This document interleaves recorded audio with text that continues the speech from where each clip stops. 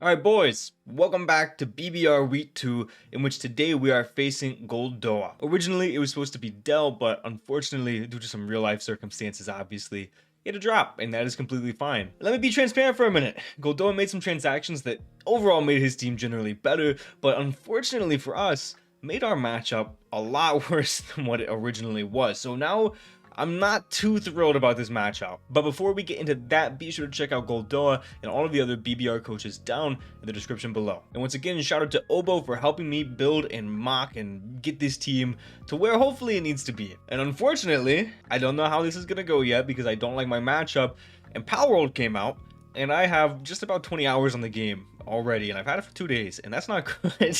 I pushed this back a lot. So, Goldoa's team is gonna be Iron Boulder, Walking Wake, Hawlucha, Heatran, Rillaboom, Pheasantipity, Ursaluna, Torkoal, Vikavolt, Indeedee, and Noctowl. And I'm not putting Noctowl on the layout because again, I don't respect it. So let's talk about Goldoa's mons and what I think he could bring, what I think does well, and what I think does poorly. First of all, like I said, Noctowl should never come in this matchup. There are always going to be 6 better Pokemon. And I think Indeedee doesn't make a lot of sense. The only viability that I could see with Indeedee in this matchup is wanting to stop my mini farms of priority in both Scizor. We have a first impression on our Slitherwing, and maybe he wants to stop that. It does get walled by my 2 steals, gets beaten and lets in Chi-Yu for free, it gets beaten by a Alolan Muk. It's a bad Pokemon in this matchup, but Psychic Terrain is good. Vikavolt is another Pokemon that I don't really see coming. It gives me a free Chi-Yu pretty much every time. And Landorus, unless he's Specs, doesn't take a ton from it, and if he is Specs, I can play around it accordingly and go into that Chi-Yu and pretty much claim a KO. So those are the 3 monsters I really don't ever see any usability for. So let's start from the top here. Iron Boulder. I do think Iron Boulder makes an appearance here. It's a little bit of a poor matchup with the combination of Scizor plus Slitherwing, of course. We also have a Alolan Muk and Tinkaton as well. It makes it a little hard for Iron Boulder to come, but I don't think there's a Pokemon that really does better than it. I think it's a decent mon in the matchup. Booster Speed makes sense to outspeed the Dragapult, or it could be Booster Attack with Agility or Rock Polish, whichever one it gets. I don't remember off the top of my head. And it does a lot to my entire team with that, with dual stabs plus Earthquake. But the only caveat to that is that in that case, he's not gonna want to bring Rillaboom. But I think, I don't know, it's tough. I think Iron Boulder probably comes, maybe even just a banded set, because setup can never win with first impression plus bullet punch in the back. But out of the mons that I'm gonna say I think are coming, I think if there's one to get cut off the team, it's definitely Iron Boulder. Next up, Walking Wake. I cannot believe how bad of a Walking Wake matchup we have. Before the home, the DLC, whatever, when this got knock and flip turn, this would have been a fantastic Walking Wake matchup. The combination of Slowbro with AV plus Tinkaton with Akaberry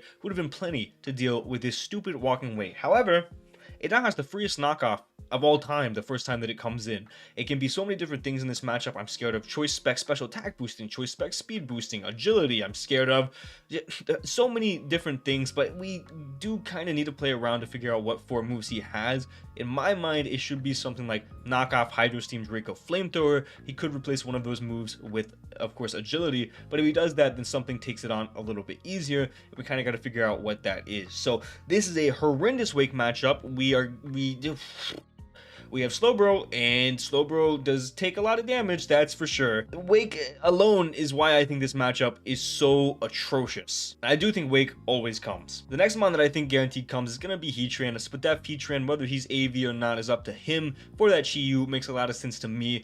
AV, I think, makes a lot of sense, but at the same time, there are some different moves like Stealth Rock. Maybe he wants Roar to phase out different Pokemon, and maybe he wants to be a Magma Storm Protect set so he can push past the Slowbro. All of that makes sense if he's not AV, but just simply being AV and a pivot to the Chi-Yu makes a lot of sense because it turns what would be a 2-hit KO into a 3, almost 4-hit KO from Dark Pulse specs. So Heatran in general makes a lot of sense whether it's AV or not. It's going to be at minimum Spadef. I never see any other type of Heatran coming in this matchup. Next up, Rillaboom. Rillaboom's matchup is very dependent on the 6 Pokemon that I bring because, again, Tinkaton, Slitherwing, Scizor, and Alolan Muk really do this thing dirty. My defensive glue pieces do it kind of dirty, and Chi-Yu can outspeed it. But overall, Grassy, Glide, and Woodhammer, the combination of the 2 with something like even a Choice Band set, he could just have knockoff on there, does a number to my team. Grassy Terrain also helps against my Landorus. The next Pokemon I think is going to come guaranteed is going to be Ursaluna. Ursaluna is very hard for me to deal with. I actually really like the combination of Ursaluna plus Rillaboom. Props to Dell for drafting that, because Headlong Rush obviously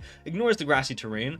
This Pokemon gives me a lot of trouble. It could just be Facade, Headlong Rush, Ice Punch, Last Move, and do me really dirty. I do expect more of an AV variant to try to take at least one hit from the Chi-Yu and fire back a KO potentially on that Pokemon, but he could also be something like Swords Dance in that last slot with something like Leftovers, or maybe even Chompo for a potential Superpower Hammer Arm Lando. It doesn't get Superpower for whatever reason, or a Close Combat Scizor. Or he could just be Fire Punch and AV. And then lastly, Torkoal. Torkoal has to come just to initiate the Wake, kind of put it in a position to win the game. Probably Heat Rock, but I'm not 100% sold on that. Heat Rock or Boots, it's a Torkoal, man. What do you want me to talk about? It's here to set the sun for Wake. And then the two Pokemon that I think could come but make a little bit less sense to me are going to be, first of all, Pheasantipity, his Terramon. I didn't even say that, by the way. Fairy and Grass. It could come if he doesn't want to Terra it. Both of its Terra types make it a lot worse in this matchup, in my opinion. Like, he could be Terra Fairy, Terra Grass. I don't think makes any sense, really, because it makes him weak to the one Pokemon. I think it would come to Wall.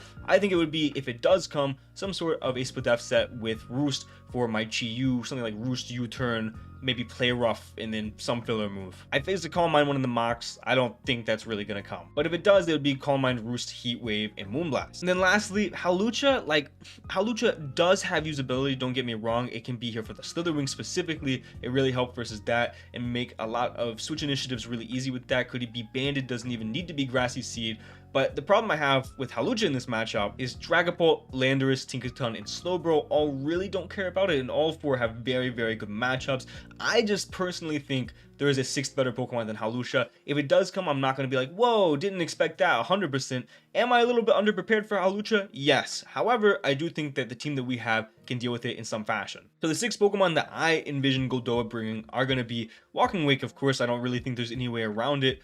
Torkoal, Ursaluna, Rillaboom, Heatran, and of course Iron Boulder, but Iron Boulder could switch out for Fez or Hawlucha and I wouldn't be shocked. As far as the team that we're bringing, it's going to be a very similar build to week 1, where we kind of try to get in a certain Pokemon and try to claim kills with it as much as we possibly can, and that is going to start with our first Pokemon, which is going to be our guaranteed lead. We're going to have Zaba, who is going to be Yachi Berry this week with Stealth Rock, U-Turn, Sandsear Storm. And then we are going to have, of course, Grass Knot as well to take advantage of grassy terrain to try to do damage to the Rillaboom.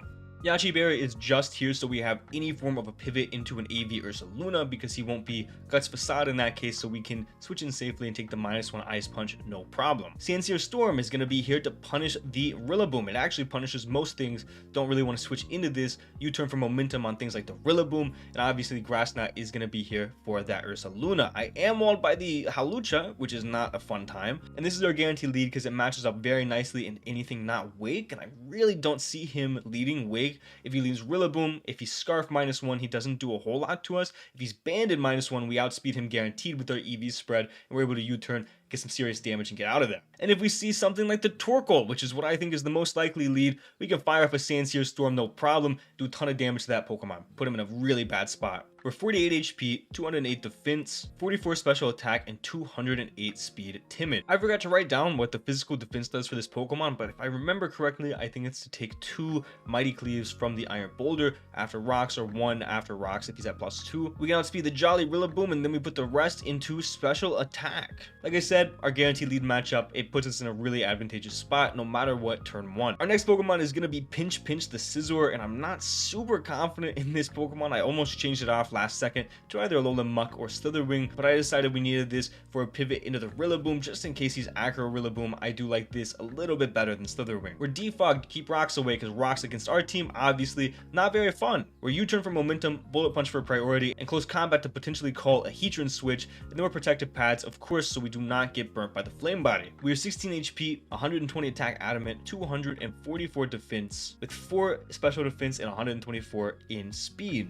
Our speed allows us to outspeed a 24 speed Heatran and potentially catch him off guard with a Close Combat. We can take 3 adamant Rillaboom Wood Hammers, and then we went the rest into attack adamant. Scizor is just here, trying to keep hazards off the field, which is a little unlikely and kind of feels like a little bit of a wasted slot, but we'll see how it goes, as well as potentially put pressure onto something like the Boulder, and to switch into the Rillaboom, of course. Our next Pokemon is going to be our only Wake switching in the entire matchup, and that is going to be Brody, the Slowbro. We're going to be Rocky Helmet, not AV, because I really truly do feel like turn 1, no matter what, with his Walking Wake, he should always click knockoff no matter if he is a spec set or not. The Slowbro coming in is very obvious, and the opportunity cost to running AV meant that I didn't have Thunder Wave and Slack Off, which are two moves that I think are invaluable in this matchup. On top of that, we just have dual stab with Psychic and Surf, and we're going to be 248 HP with 44 defense bold with 216 special defense. We can take a Specs Draco non-sun boosted after rocks, and I'm going to be honest with you guys,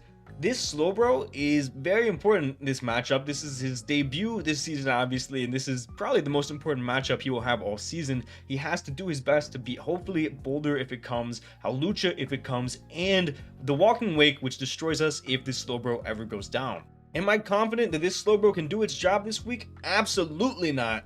But he's definitely going to try his best. Next up, we have a last minute addition to the team. We have Jer the Tinkaton. This was an AV Alolan muck for a little bit. Ultimately, did a couple mocks and decided this Tinkaton works a little bit better. We're going to be Akaberry, and we are going to be Thunder Wave on this as well. It potentially baits a Thunder Wave on the Wake to put us into a position to win the game in the late game, or to catch the Heatran or the Torkoal switching in. Gigaton Hammer does a ton of damage and is primarily here for the Pheasantipity if he is some form of a calm mindset, and Play Rough is going to be there to do big damage to Walking Wake as well as potentially Hawlucha. And then in our last slot, we have Knockoff. I debated on a couple of different moves, Encore, Sword Stance, but I landed on Knockoff because it punishes a Torkoal switching in, no more Boots or Heat Rock, or it punishes a Heatran switching in, no more AV or leftovers to wall or Chi-Yu. I like that a lot better than doing 30% to Heatran with both of those. We have 48 HP, 32 attack, 244 special defense careful, and 184 speed. This allows us to outspeed a max Adamant Rillaboom. We can OHKO a max HP Pheasantipity after rocks, and then we went max Spadef,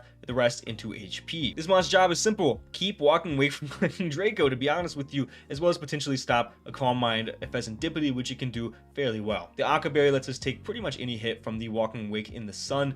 One hit, and then we get a Thunder Wave off or a Play Rough off to pick it off, whatever the case may be. And I feel a little bit more comfortable about this than the Muck, because honestly, at the end of the day, they check the same things, right? They're here for the same Pokemon. Iron Boulder, they help with Rillaboom. Primarily, Walking Wake was what the AV Muck and this are both for.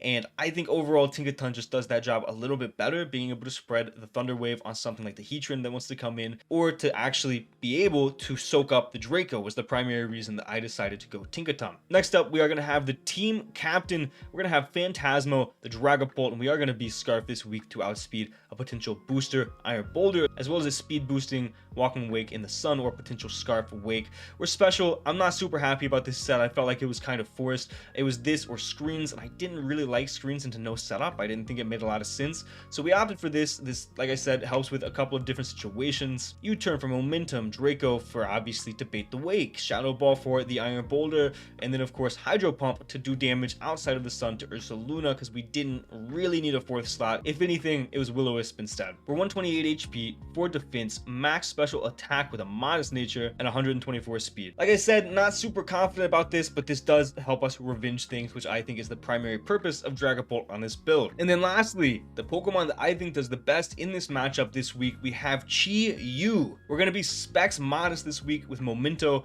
Overheat, Flamethrower, and Dark Pulse. If he for whatever reason doesn't bring Heatran, we can spam Overheat in the sun and do so much damage. Otherwise, Dark Pulse is extremely free into his team. Specs modest does about 40% to Spadef Heatran if he is not AV, and obviously knowing whether or not he is AV is going to be huge. Where Memento last slot, I couldn't really find another move that I liked there. I could be Ruination, but I didn't like locking into Ruination. The whole point of the team is to get this guy in and do as much damage as possible, and ultimately that's why I decided to bring Scizor over Slitherwing. Other than acrobatics being prominent on the Rillaboom, I really enjoy having the defog option to keep hazards off of the field for our specs Chi-Yu. 8 HP, 44 defense, 216 modest. With 240 speed. We can outspeed a max speed Jolly Rillaboom with this set. We leave 2 banded Adamant Grassy Glides from Rillaboom, and the rest in special attack, and that is going to be the team, ladies and gentlemen. I am not comfortable with this matchup at all. I think Wake gives us a really hard time, and this is going to be, in my opinion, one of the matchups where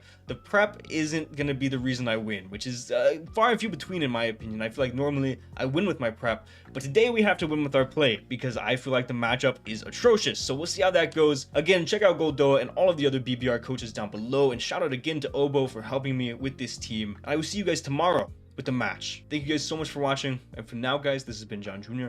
signing off.